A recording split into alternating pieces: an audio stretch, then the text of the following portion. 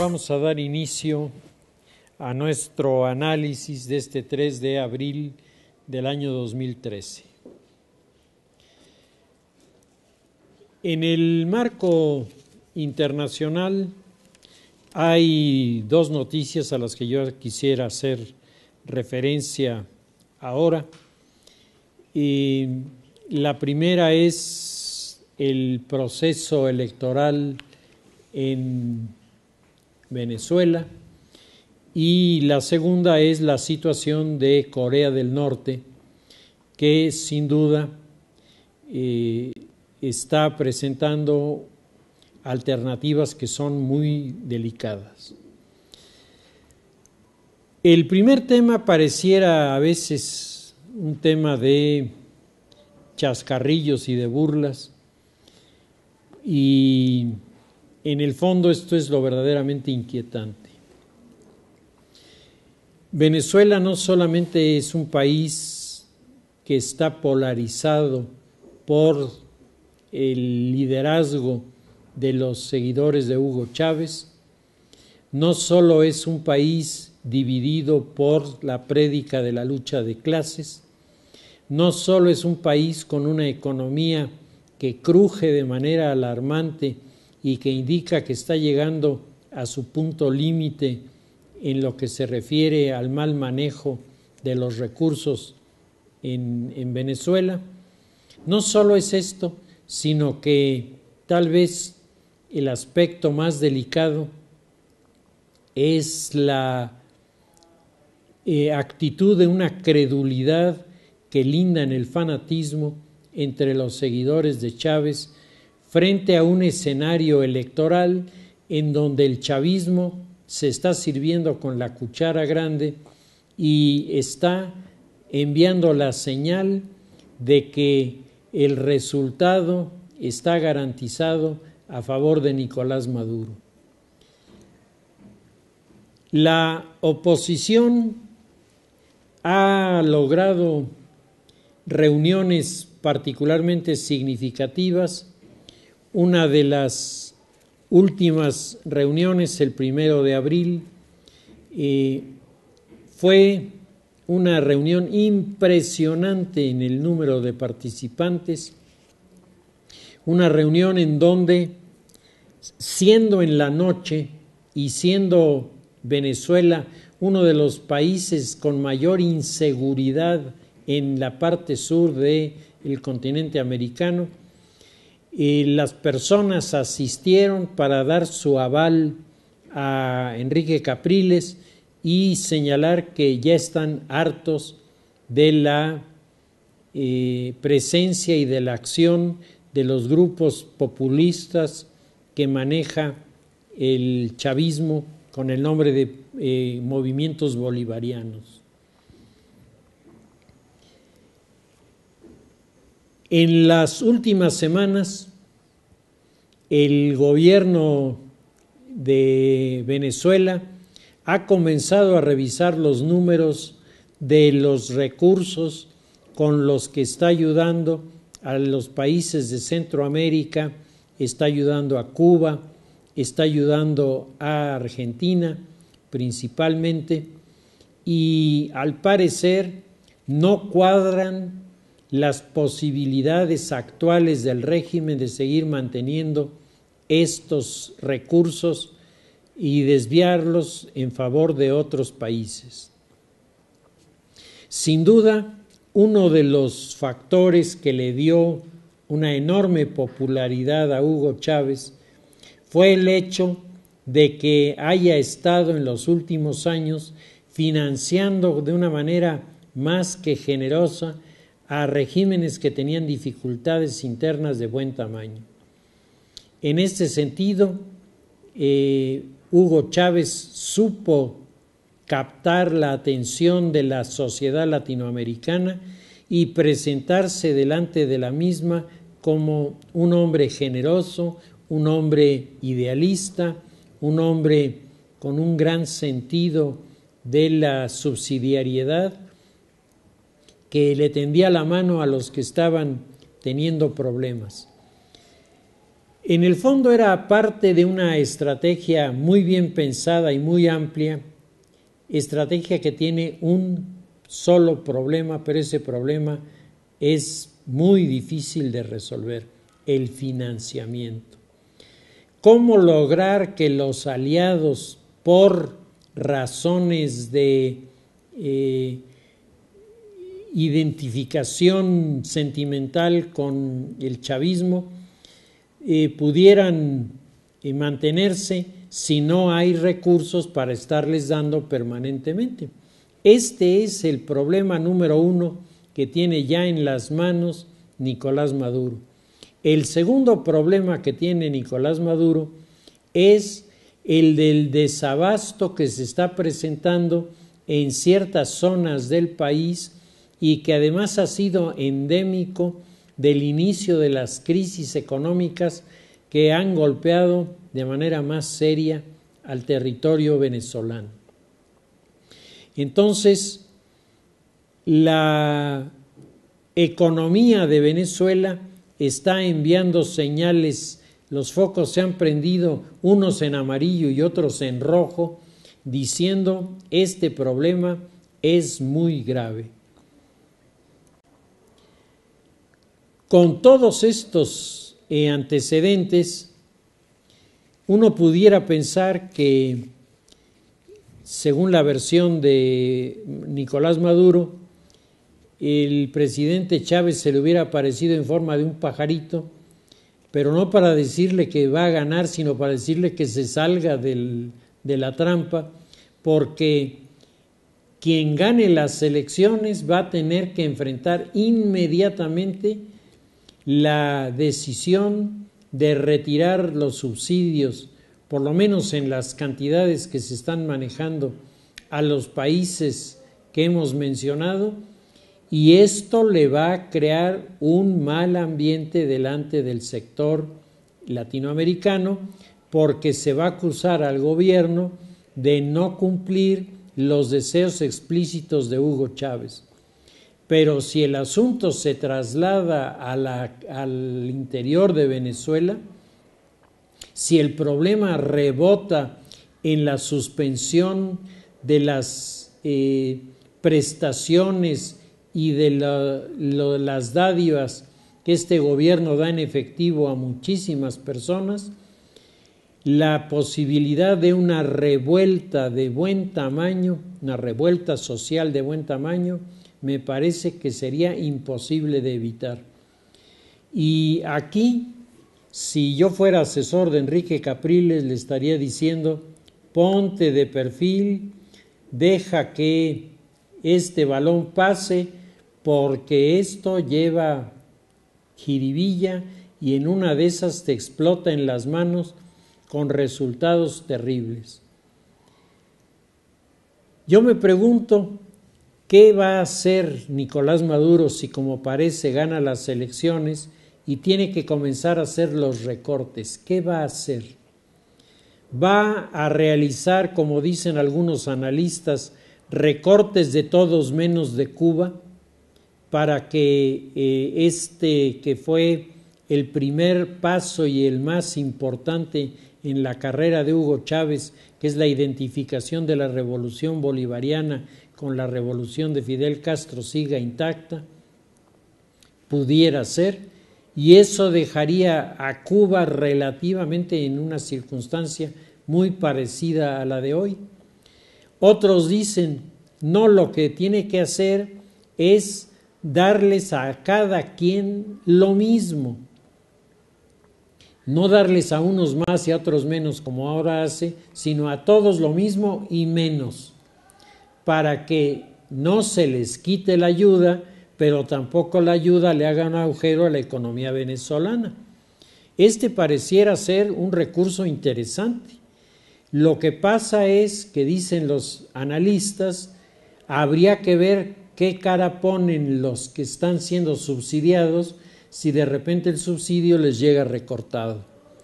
Y si este recorte no será motivo de presiones públicas externas que presenten al nuevo gobierno como un gobierno incapacitado para resolver la problemática que se está viviendo. Bueno, pues este es un dato que está ahí y a ver finalmente cómo lo resuelven estas personas. Otros analistas contemplan la posibilidad de que se haga una selección estratégica de ayudas y entonces se siga ayudando, por ejemplo, a Nicaragua, porque Nicaragua es sin duda uno de los territorios que puede en su entorno generar simpatías para el movimiento bolivariano, si el movimiento bolivariano es presentado como la llave del dinero que se abre y fluye, no en cantidades interminables, pero cuando menos en números suficientes como para poder tranquilizar a un gobierno de este territorio.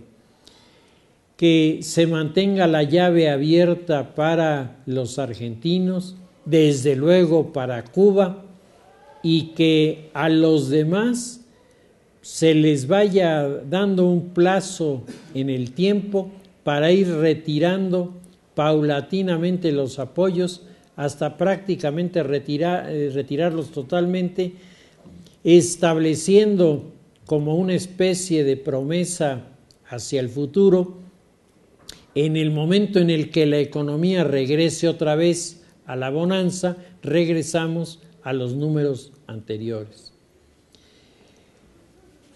Revisando los análisis, a mí me parece que el punto más discutible de estos planteamientos está en que se están proponiendo desde un punto de vista unilateral, es decir, ¿qué le conviene a Venezuela en estas circunstancias? Pero ¿qué les conviene a los que están ligados en este momento a Venezuela por los apoyos? Es algo que habría que preguntarles. ¿Qué les sucedería a Cuba, me pregunto yo, si de repente el nuevo gobierno, no importa quién sea, porque las realidades, los números son los números, y la falta de recursos, sea Capriles o sea Maduro, se va a presentar igual? ¿Qué pensarían los cubanos si de repente el nuevo gobierno, independientemente de quién sea, les dice hasta aquí se quedó el apoyo? Porque Cuba está recibiendo dos grandes ayudas, una es el petróleo crudo y otra es la gasolina que le llega. Y entonces esto hace que en los momentos presentes en la isla de Cuba sea más barato llenar un tanque de gasolina que en la ciudad de Puebla, porque ellos tienen este subsidio. Y no se diga en Venezuela. En Venezuela el galón de gasolina está casi regalado. ¿Cuál sería la reacción del gobierno cubano si le dicen que para mañana ya no hay gasolina y ya no hay petróleo? Y las otras ayudas que llegan, unas en especie y otras en efectivo, se van a cancelar. Los analistas cubanos que he leído en esta semana, todos ellos coinciden en que generaría una enorme protesta social en la isla una situación de este tipo. Y los analistas argentinos dicen que si se le retira en este momento la ayuda a Cristina Kirchner, se sacude la estructura política de Argentina y la próxima elección la gana el opositor más destacado de la señora Kirchner, que es el alcalde de la ciudad de Buenos Aires. Y para algunos de los analistas sudamericanos, lo que está pasando en este momento en Venezuela significa que el continente está a punto de hacer a Venezuela a un lado en liderazgos y comienza a abrirse paso muy fuertemente, con una pisada muy firme, la señora Dilma Rousseff, que es la presidenta del Brasil, y la alianza de Dilma Rousseff con los sectores socialdemócratas y no con los sectores de la línea del radicalismo de izquierda hace que la candidatura de Michelle Bachelet, que hasta hace apenas unas semanas se consideraba no viable, el día de ayer se está señalando que Michelle Bachelet hará la campaña para ser candidato a la presidencia de la República por segunda vez en Chile, apoyada por Dilma Rousseff. Michelle Bachelet ha sido una opositora al modelo bolivariano y ha sido opositora al modelo bolivariano, por lo menos eso es lo que yo he oído en sus discursos, por dos razones muy importantes. Primera, porque el chavismo está mutilando la Constitución y le está quitando a la Constitución su papel de norma de todos los habitantes para alcanzar acuerdos que les permitan resolver los problemas. Esto Chávez lo ha echado por la borda. La actual Constitución venezolana tiene un articulado en el que todas las ventajas son para el grupo bolivariano y todas las desventajas son para sus adversarios.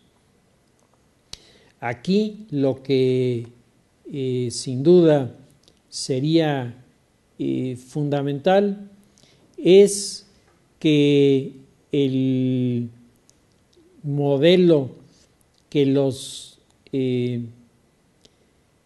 chilenos, los peruanos, los bolivianos están intentando desarrollar, que es un modelo en el que se combine la efectividad del capitalismo con mecanismos que permitan una distribución más equitativa de los recursos, parece eso mucho más atractivo que las visiones que en su momento Chávez llegó a presentar de un populismo totalmente desatado en el que la garantía que se podía tener de todo lo que se estaba haciendo es que todos iban a quedar igualmente pobres, pero nadie tendría las posibilidades de recuperar lo que había perdido porque se habían destruido totalmente desde el interior las reglas de la economía. En un artículo muy interesante que publicó Sergio Sarmiento ahora en la Semana Santa, Sergio Sarmiento traía al principio, él siempre pone una frase al principio de su artículo, tenía una frase muy buena que decía: cuando se hacen las cosas con buenas intenciones, pero sin entender ni respetar las reglas de la economía, todo acaba en un desastre. Y a mí me parece que esto que dice Sergio Sarmiento es lo que está pasando en Venezuela. Yo no quisiera meterme en los terrenos de la conciencia de Hugo Chávez o de Nicolás Maduro, y quisiera darles el beneficio de considerar que lo hacen de buena fe, que sí creen o sí quieren. Como yo siempre he pensado que es Andrés Manuel López Obrador, yo creo que él sí cree que puede ayudar a la gente con las barbaridades que dice. Lo que pasa es que cuando no se respetan las reglas, el resultado es malo, ¿sí? Si yo les quiero preparar un platillo muy delicado y muy agradable, y en primer lugar con mi experiencia de cocinero, que es maravillosa, y luego no respeto las reglas de la receta, pues por muy buena intención que yo tenga, el platillo acabará estampado en mi camisa ante la protesta de los comensales. Esto es lo que no acaban de entender los seguidores como Maduro, que se atreven a hacer confidencias a la sociedad que a uno le espantan. A mí no me divierten, a mí me espantan cuando el hombre dice que el pajarito le dijo. Bueno, es verdaderamente inquietante para el caso de Venezuela. Estamos en el mes en el que se inicia la campaña de la presidencia venezolana en serio, y habrá que ver si Capriles entiende las señales que se están mandando en este momento y es lo suficientemente hábil como para concursar, para no perder la presencia, que eso me parece muy importante, pero entender que en este momento a quien a él le conviene que gane es Nicolás Maduro, porque le van a tronar las bombas en las manos de manera estrepitosa, y por otro lado, el reclamo de la sociedad pues no va a tener que ser a otra que al grupo de los bolivarianos, con lo que se lograrían dos hechos muy importantes. Primero, evidenciar ante la sociedad cómo está la economía. O sea, que la gente sepa que las cosas están mal. Y segundo, que los responsables de esto pues son los bolivarianos y no el que llega de casualidad de la oposición que de repente se encontraría con que tiene que clausurar los subsidios con la presión durísima del exterior y del interior diciendo, pero ¿cómo? Si eso ya estaba garantizado por Chávez, que tiene que cancelar los subsidios internos con la protesta generalizada de la sociedad. Yo creo que sería una administración que apuntaría al desastre, la de cualquiera que no fuera la de Nicolás Maduro, que también va a acabar en desastre, pero al mismo tiempo que acaba en el desastre, acaba demostrándole a la sociedad por qué las condiciones están ahora tan negativas como las que estamos señalando. Sobre el tema de Corea del Norte, han estado apareciendo un sinnúmero de artículos, de caricaturas en los periódicos, y de las caricaturas más originales y con mayor sentido, hay dos aparecidas en el Reforma, en donde el caricaturista pone al presidente, al jefe de gobierno de Corea del Norte como un niño travieso e irresponsable. Y en la primera está con un misil en la mano y está el globo terráqueo y está como queriendo ponchar al globo terráqueo con el misil, es decir, desencadenar una acción cuyas consecuencias, yo estoy seguro que este hombre, si llegara a hacer una acción así, no tiene idea de lo que va a pasar. O sea, serían verdaderamente desastrosas para el mundo. Y la otra, la que saca el día de ayer, donde está el niño irresponsable jugando con cerillos en un lugar lleno de bombas. Y entonces, aunque él no quiere en una de esas, se prende la bomba y el primero que va a volar en pedacitos pues es el niño travieso, pero luego también los vecinos. El día de ayer los periódicos de todo el mundo traían en primera plana las fotografías de los tanques de guerra de los coreanos del sur patrullando la zona fronteriza. A mí hay un dato que en medio de estos acontecimientos me da una cierta tranquilidad. En la frontera entre Corea del Norte y Corea del Sur están instaladas una serie de maquiladoras de Corea del Sur, en donde trabajan nada menos que 50,000 coreanos del norte, que todos los días cruzan la frontera del norte al sur y regresan en las tardes del sur al norte. Hasta el día de hoy, los 50,000 trabajadores han seguido cruzando la frontera de ida y de vuelta. Y entonces uno tiene que preguntarse qué tanto lo que estamos analizando es una especie de estrategia oralista en la que son los dichos los que asustan, empujan, provocan, pero en la realidad no se está haciendo nada, ¿no? Un poco como aquellos personajes que actúan en las pandillas de los barrios, que comienzan a insultar a alguien hasta que éste pierde la paciencia y les tira un golpe, y entonces el agresor no es el que insultó, sino el agresor es el que le rompió la boca al que insultó. ¿Será esta la estrategia? ¿Realmente el actual presidente, el actual jefe de gobierno de Corea del Norte es tan irresponsable como para no entender que las consecuencias para su país serían verdaderamente aterradoras? Platicando con gente que conoce el tema de Corea por haber vivido en este país durante un buen tiempo y acaban de llegar además de Corea, platicando con estas personas me decían que en general ni en Corea del Sur ni en Corea del Norte la población es partidaria de la guerra, que en Corea del Norte y en Corea del Sur los partidarios de la guerra son los militares, pero los demás, el resto de la sociedad, no.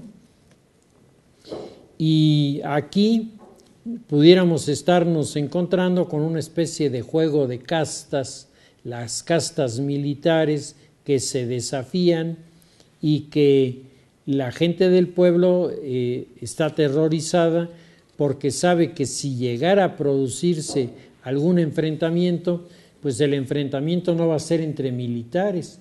El enfrentamiento con el armamento actual es un enfrentamiento en el que los civiles pagan las consecuencias.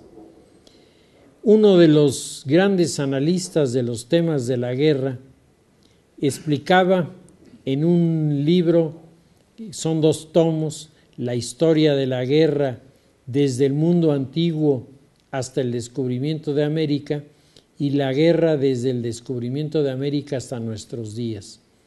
Y entonces el autor, bueno, son varios autores, los autores, todos ellos coinciden en que particularmente en los últimos tiempos se ha podido apreciar cómo los personajes ligados a las Fuerzas Armadas están siendo desplazados de las zonas de influencia política y que esto es tal vez uno de los signos más alentadores porque los militares son malos analistas del entorno de tipo sociopolítico que les rodea, pero son todavía más malos cuando analizan su acción en estos escenarios, porque todos los de cualquier grupo de militares en el mundo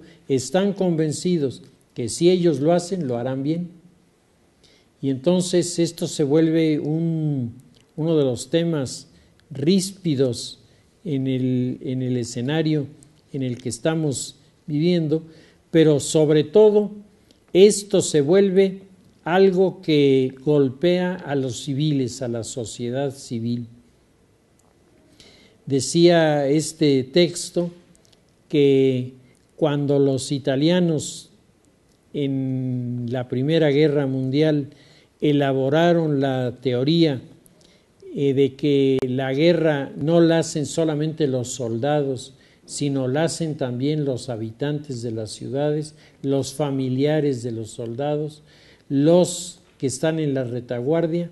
En ese momento, dice este autor, se creó lo que se llama la guerra total, y la guerra total tiene resultados devastadores. Y entonces el autor pone como los ejemplos más escalofriantes lo que está ocurriendo en Palestina, lo que están haciendo los judíos en Palestina, lo que están haciendo los palestinos en Israel. Es decir, ya no se trata del enfrentamiento entre 2 grupos armados que se identifican y pelean por ver quién es mejor, sino aquí se trata de que grupos uniformados o no, toman como blanco a los centros humanos en donde ellos saben que van a provocar no solo la muerte, sino van a provocar el desaliento, van a provocar problemas de orden humano psicológico muy serio y le van a romper la moral a los combatientes de esta manera. Indiscutiblemente el argumento de bombardear a la población civil teóricamente está reprobado por la mayoría de los códigos éticos, pero no está reprobado por quienes están actuando en los frentes de combate. Y estos personajes que están actuando en estas condiciones, lo que ignoran y lo que menosprecian es el sufrimiento de la sociedad. El día de ayer estaba mirando un documental que adquirí ahora en Semana Santa de Enrique Krause sobre la guerra cristera y me llamó mucho la atención que Jan Meyer, que es quien hace la presentación del contenido, en el segundo disco de la serie dice que hay un capítulo nunca explorado, no solo en la guerra cristera, dice Jan Meyer, sino en las guerras, que es el capítulo de lo que sufre la sociedad en este tipo de conflictos. Corea del Norte y Corea del Sur, si llegaran a enfrentarse una vez más, volvería a ser un enfrentamiento de guerra civil. Y dice Jan Meyer, todas las guerras son crueles, pero ninguna guerra es más cruel que la guerra civil. Y los coreanos del norte y los coreanos del sur están emparentados no solo por la sangre. Hay familias que tienen una parte de la familia de un lado y una parte de la familia del otro. ¿Cómo resuelven sus angustias los combatientes de cada lado que están pensando si al disparar su arma no estarán matando a un pariente suyo que vive ahí enfrente? Esto es uno de los temas que seguramente los militares que están en este momento acosando al jefe de gobierno en Corea del Norte, pues desde luego no se los plantean ni le dicen mayor cosa. Quisiera comentar rápidamente algunos datos sobre Corea del Sur que me proporcionaron estas personas que acaban de regresar, porque me parece que nos dan una idea de la magnitud del problema. La población total de Corea del Sur son 48.755.000 habitantes. La edad promedio es de 38.4 años. Es decir, es un país de gente joven pero madura.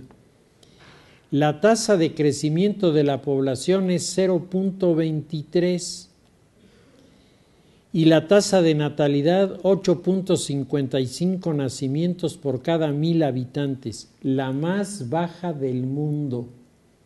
Y en Corea del Norte, aunque no se han hecho estudios como este, las personas que venían de Corea del Sur me decían que la tasa de natalidad en Corea del Norte es bajísima, más baja que en Corea del Sur, que ya es la más baja del mundo.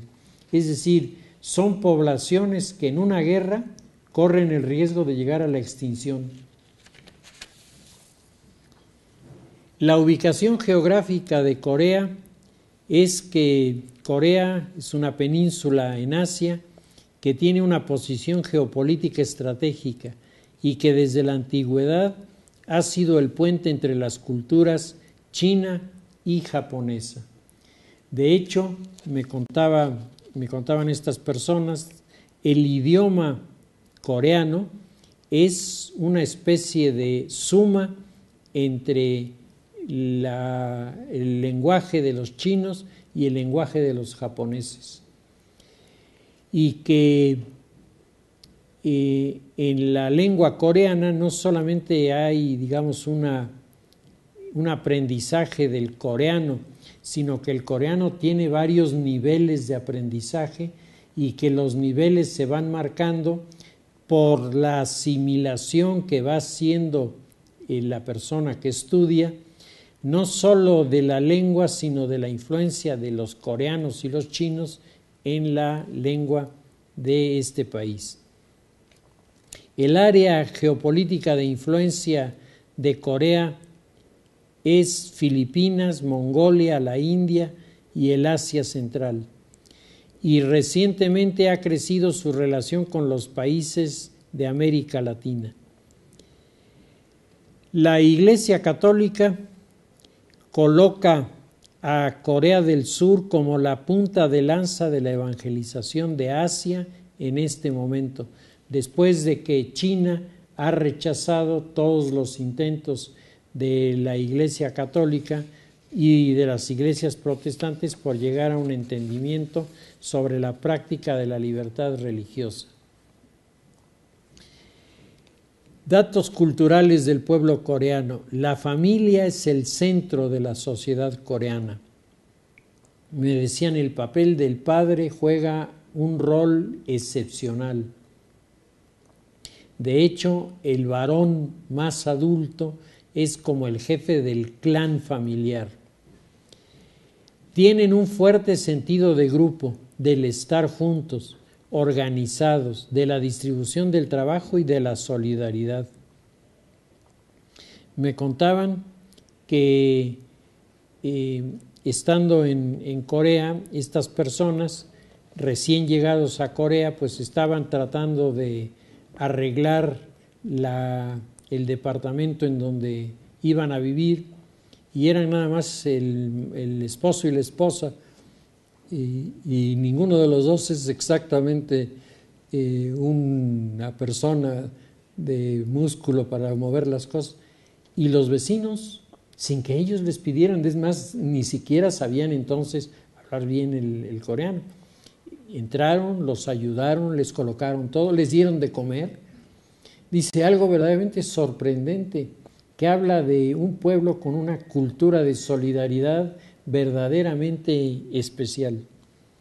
Le dan una enorme importancia a la educación, igual que los japoneses e igual que los chinos ahora. La educación marca desde que se está cursando lo que va a ser la vida de los chicos en el futuro. Reprobar una materia en Corea del Sur es como reprobar una materia en Japón, y por eso Corea tiene uno de los índices más altos de suicidio de jóvenes en el mundo asiático, porque el que sale reprobado sabe que no va a tener trabajo, es decir, el trabajo que él está esperando en el futuro. El coreano es un hombre profundamente religioso, muy adentrado en el budismo, que es, digamos, la religión predominante en Corea es el budismo. Ellos tienen una influencia del espiritualismo como todos los pueblos asiáticos, pero el budismo es con lo que más se identifican. Tienen tradiciones muy arraigadas en lo que se refiere al culto religioso del budismo, y me comentaban que no hay un día para ir a la iglesia. La gente va al templo cuando piensa que tiene que hablar con Dios, y entonces es un entrar y salir de los templos permanente, y la gente lleva para los bonzos, como les dicen a los sacerdotes allí, para los bonzos que atienden el templo, la gente llega y deja dinero, deja pan, deja cosas de comida, y los que están encargados de los templos todos los días reparten con la gente pobre que hay en estos lugares lo que les queda, que normalmente es bastante, porque la gente es muy generosa. Corea del Sur es uno de los países que tiene el más alto ingreso anual per cápita en el mundo. Es decir, la gente no vive bien, vive extraordinariamente bien. Y eso es un fenómeno que vale la pena analizar, porque viven muy bien, porque no son solo unos cuantos los que están recibiendo este derrame de la economía, sino es un núcleo enorme de la sociedad. Son muy respetuosos de las reglas, muy trabajadores y muy ordenados, y en lo que se refiere a los trabajos, son bastante violentos con los trabajadores. Y ahí se da un fenómeno, me decían, que sobre todo a los latinoamericanos nos cuesta mucho trabajo entender. En Corea del Sur, si algún trabajador está haciendo algo mal, le pegan con un garrote. Y el fulano no se queja. O sea, el fulano, cuando le dicen, oye, pero ¿por qué no te protestas? Pues porque me equivoqué. O sea, la gente acepta ese tipo de correcciones. En las maquiladoras que los coreanos establecieron en Mexicali, esto provocó un problema de muy buen tamaño. Mi hijo trabaja en la Secretaría del Trabajo de Mexicali y le tocó manejar el asunto, y dice que estuvo a punto de un linchamiento el coreano que golpeó a un trabajador porque pensó pues que la gente en todos lados respondía igual, y la reacción ha sido totalmente diferente. En Corea la mayoría de las personas pertenecen a la cultura urbana industrial. Hay muy poca gente que trabaja en el campo, porque el campo en Corea está muy industrializado, está muy modernizado. Hay una cantidad de aparatos para desde trabajar la tierra, sembrar, cosechar. Entonces no necesita haber miles de personas haciendo estos trabajos. Tienen un ritmo aceleradísimo de vida, y comienza a notarse ya de manera muy clara en Corea la separación entre las generaciones de antes y las nuevas generaciones. Las nuevas generaciones, como las que tenemos nosotros aquí, los chicos mal hablados, los chicos muy libres, los chicos muy poco formales, y además los chicos muy alejados de las creencias religiosas, no solamente del cristianismo, sino en general de toda creencia religiosa. La competitividad está generando un darwinismo dentro de la sociedad, un terrible darwinismo en el que los más capaces, los más inteligentes están alcanzando niveles altísimos, no solo de preparación, sino de salarios y de prestaciones y de muchas ventajas, y los demás simplemente se los lleva la corriente, porque no hay manera de salir adelante.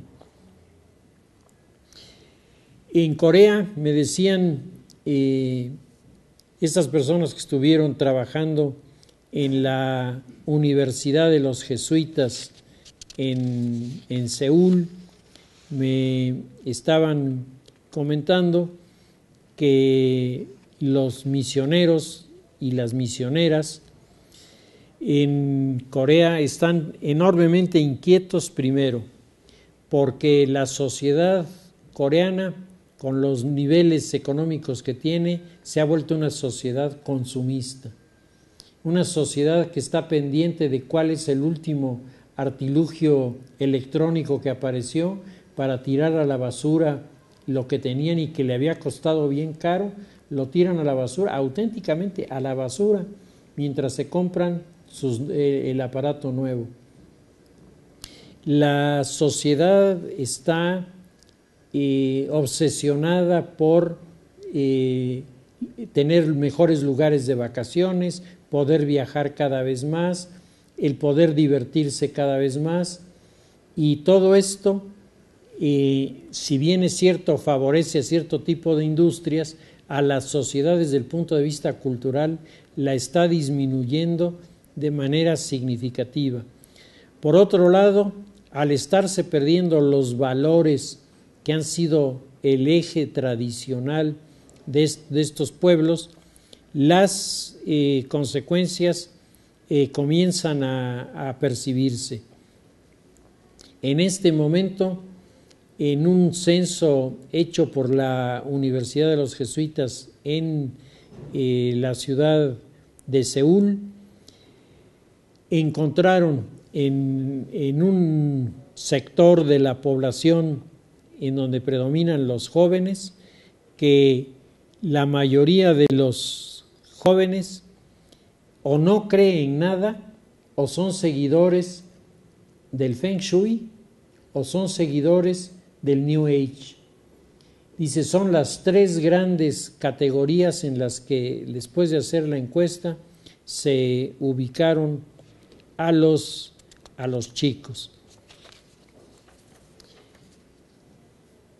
El catolicismo en Corea, esta pareja estuvo motivada por elementos religiosos para ir a Corea. Dice que el catolicismo tiene 235 años de permanencia en Corea, o sea, un buen tiempo. Y el catolicismo no llegó a Corea por misioneros católicos que hubieran llegado, sino llegó a Corea por estudiantes coreanos que fueron a China y hace 285 años les pareció interesante el cristianismo y lo llevaron a Corea. En el año de 1784 fue enviado a Pekín un coreano llamado Lee Sung-hun, que fue el primer coreano bautizado en 1784 con el nombre de Pedro, y luego regresó a Corea y comenzó a bautizar a sus colegas. Los católicos estuvieron perseguidos durante un periodo de 100 años. Hay más de 10,000 mártires, de los cuales 103 de ellos han sido canonizados por la Iglesia.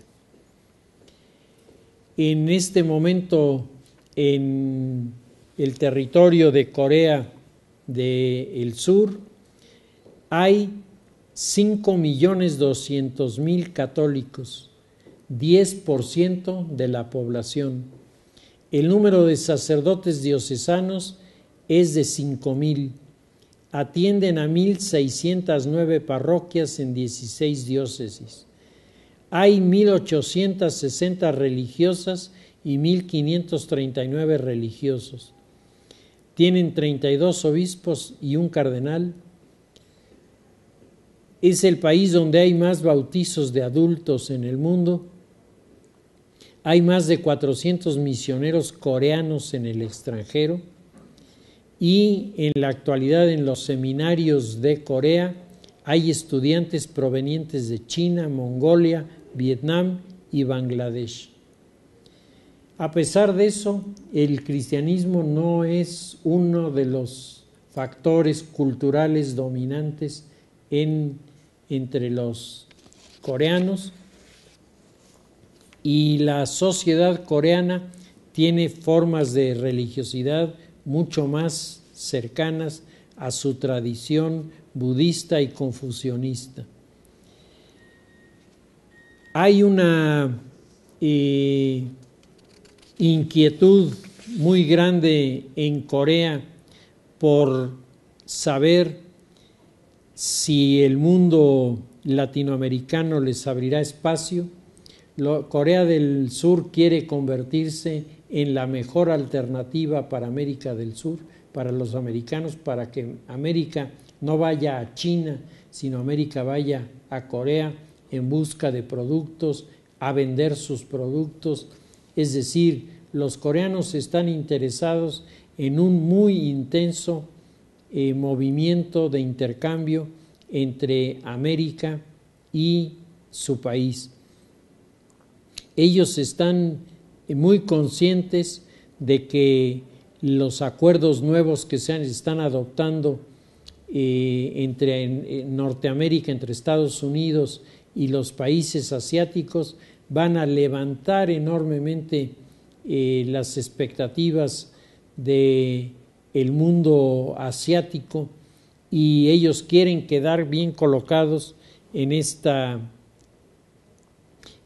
línea, y ellos están ofreciendo toda una serie de servicios para formar personas capaces de explicarle a los coreanos la realidad de América en el idioma de los coreanos, y capacitar coreanos para que vengan a América y sean capaces de hablarles de Corea a los americanos, hablándoles en castellano. La mayoría de las personas que están involucradas en todas estas tareas de apostolados, etcétera, son pacifistas. La gente no quiere la guerra. La gente tiene la experiencia de las guerras, y la experiencia de las guerras es de hace 50 años. La guerra de Corea fue en 1950-1953. Y la tensión permanente que tienen los coreanos en la frontera, el paralelo 38, que sigue siendo el punto de fricción más importante, todo esto hace que un porcentaje altísimo de habitantes de Corea sean contrarios a la idea de la guerra. Sin embargo, entre los jóvenes, las películas americanas han causado un gran efecto, y muchos de los jóvenes estarían felices de portar un uniforme porque quisieran vivir la experiencia militar, a ver si es como Rambo, como cualquiera de los héroes que las películas norteamericanas les están presentando. Pues este es el escenario que en este momento presenta Corea. Decíamos, mientras el gobierno de Corea declara que está en estado de guerra con Corea del Sur, en este mismo momento los coreanos que trabajan en Corea del Sur y vienen de Corea del Norte están pudiendo cruzar la frontera sin ningún problema. Habrá que ver un poco más adelante cómo se desarrollan los acontecimientos. Estados Unidos ha manifestado una enorme cautela para opinar sobre las declaraciones del jefe de gobierno, y lo que sí hicieron los americanos fue mandar una escuadrilla de aviones Stealth que cruzó los cielos de Corea sin que los coreanos del norte los hubieran detectado. Esto me parece que es una señal inequívoca de que Estados Unidos no quiere conflicto, no quiere un enfrentamiento, y le está diciendo a los coreanos: bájale el volumen, tranquilízate, porque tecnológicamente quedarías derrotado en menos de lo que piensas, pero las consecuencias de una acción tuya podrían ser aterradoras en el mundo. Pues si les parece, dejamos ahí nuestro análisis y seguiremos con nuestros temas en la semana próxima.